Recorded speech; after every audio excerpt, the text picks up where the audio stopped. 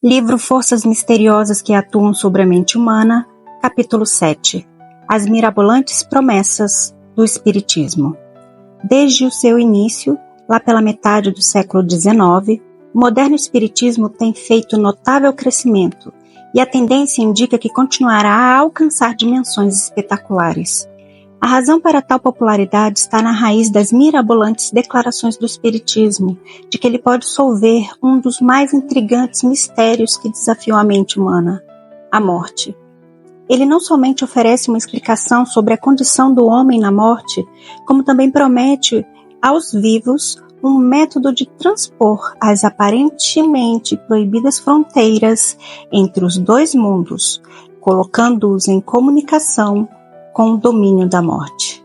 Tudo isto, e mais o fato de que o Espiritismo fala de um processo de contínuo progresso no mundo dos espíritos, um desenvolvimento que confere imortalidade cada vez mais feliz, tudo isso torna-o uma doutrina sobremodo atrativa, prendendo o interesse e cativando as imaginações das multidões. Além da ênfase que põe em outro mundo, de vida após a morte, o Espiritismo oferece oportunidades para a cura física, consideração em outro capítulo.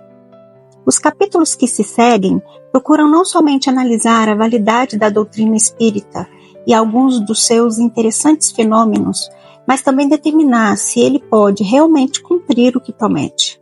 Estudaremos também o intrigante tema espírito-alma em sua relação com o corpo, relação que tem implicações com o nosso anterior estudo do hipnotismo. Durante o mês de março de 1848, na pacífica vila de Hydesville, Nova York, a família de John D. Fox começou a notar algumas ocorrências misteriosas. Sons de batidas de origem não determinada durante a noite perturbavam duas filhas, Margarida, 15 anos, e Catarina, de 12. Para complicar as coisas, a natureza peculiar dos ruídos parecia indicar que eles vinham de algum ser inteligente. Depois de haverem os membros da família experimentado todos os meios possíveis para explicar a causa, decidiram convidar alguns dos vizinhos para que testemunhassem o que acontecia. Embora fortemente céticos, eles não logravam oferecer qualquer explicação satisfatória.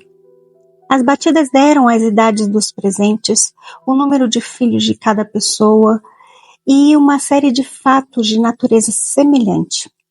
Finalmente, o suposto autor das batidas, que se havia comunicado com as duas jovens por meio de um código especial, declarou ser o espírito de um homem de 30 anos, cujas as iniciais eram CR. O espírito disse que havia sido assassinado em sua casa 5 anos atrás, deixando uma família de 3 meninas e 2 rapazes. Disse ainda que o assassino havia sepultado o corpo no subsolo. Em poucos dias, a família Fox decidiu cavar o lugar indicado, mas de início nada encontraram, senão água. Vários meses mais tarde, entretanto, retomaram a tarefa de cavar e a pequena profundidade de cerca de 1 metro encontraram dentes, ossos e cabelos de um homem.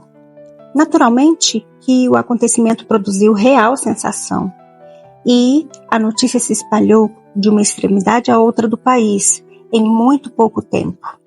As irmãs Fox, a quem as batidas no início haviam assustado, aprenderam a comunicar-se perfeitamente com a misteriosa fonte de sons, tornando-se médiums.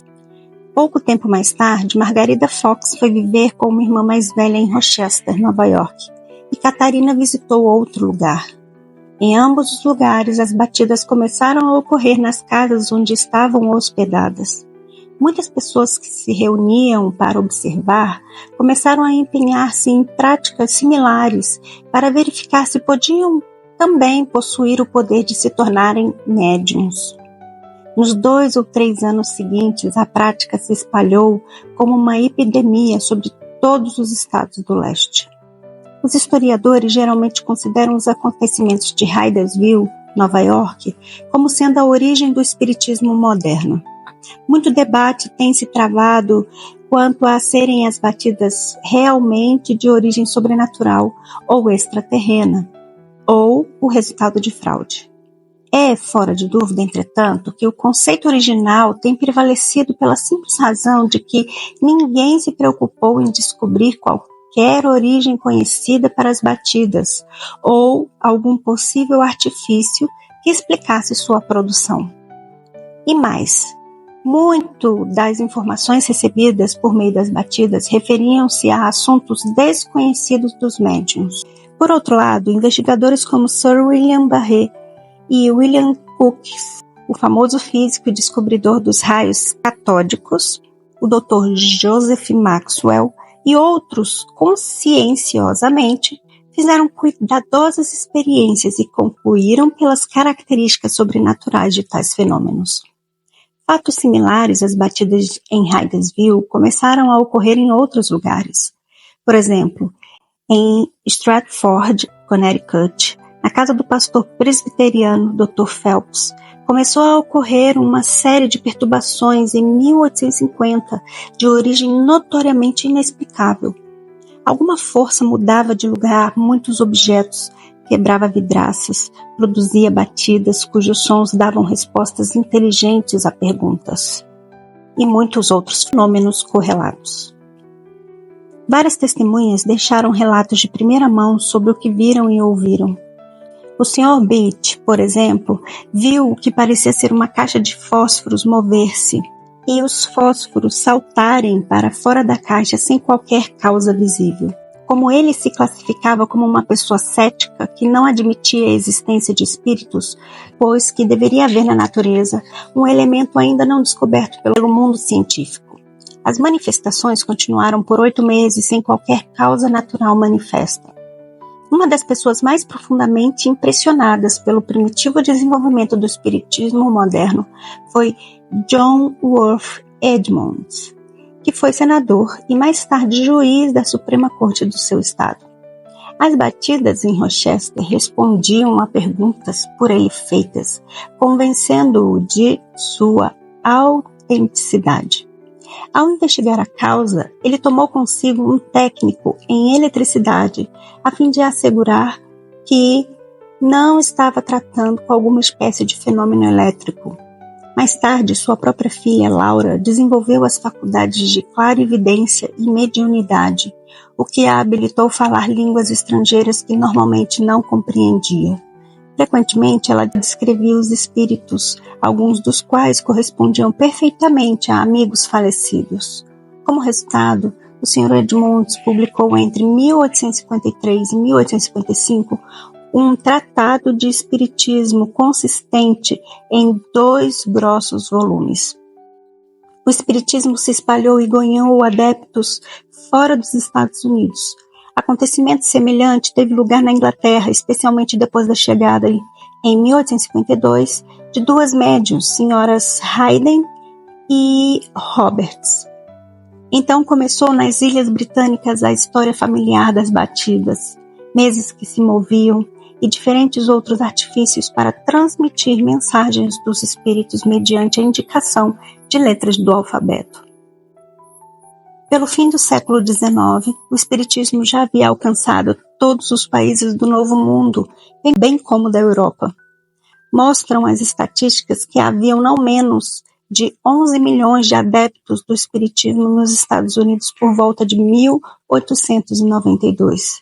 Pessoas que acariciavam a esperança de comunicar-se com os espíritos dos mortos, como meio de resolver o problema sobre a vida além da sepultura. Em 1912, pelo menos 10 mil médiuns estavam em ação neste mesmo país. Um exército de outras pessoas escreveu sobre o espiritismo ou advogou a favor de doutrinas espíritas.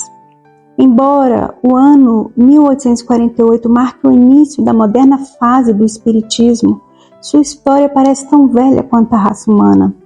É um fato invariavelmente não levado em conta pelos próprios pesquisadores físicos que a pesquisa psíquica ou parapsicológica tem sua gênese nos mitos, no folclore, na magia e no misticismo da pré-civilização.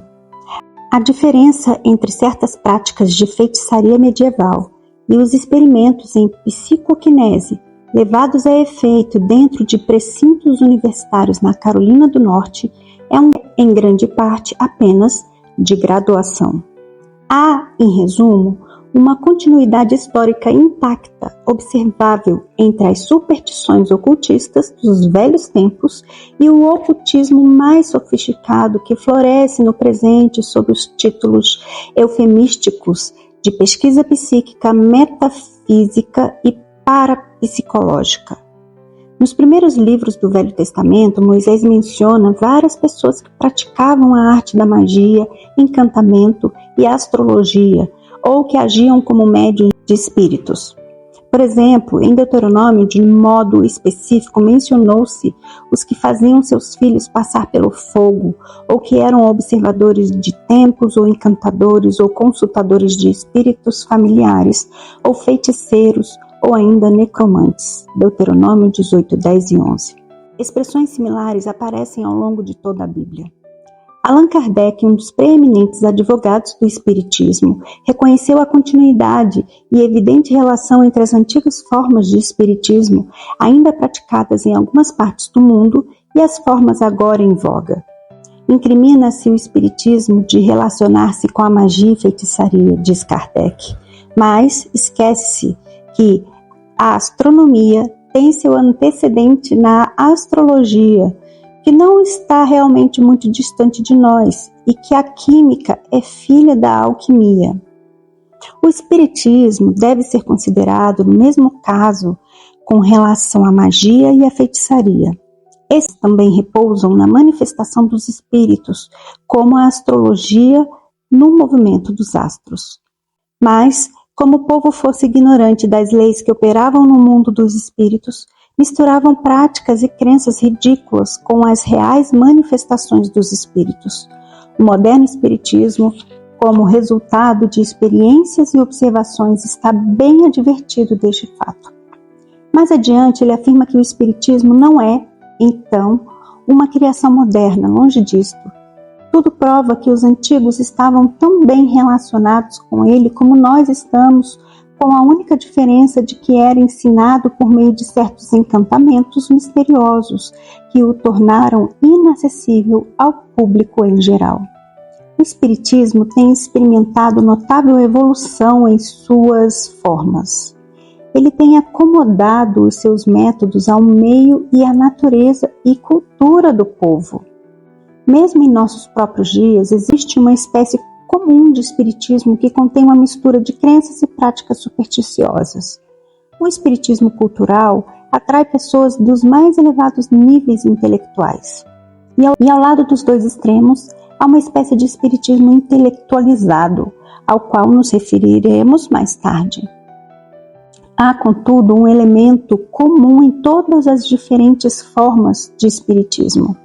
A crença de que os espíritos dos mortos continuam vivendo e influenciam os seres humanos e com eles se comunicam mediante certos canais. O espiritismo se funda na existência de um mundo invisível constituído de seres incorpóreos que habitam o espaço e que não são, senão, as almas dos que viveram na Terra ou em outros planetas onde abandonaram seus corpos materiais, afirma Allan Kardec num livro básico de doutrina espírita. Há os seres aos quais nós chamamos de espíritos. Eles nos rodeiam todo o tempo e exercem sobre os homens, a despeito deles mesmos, uma grande influência. Final do capítulo 7.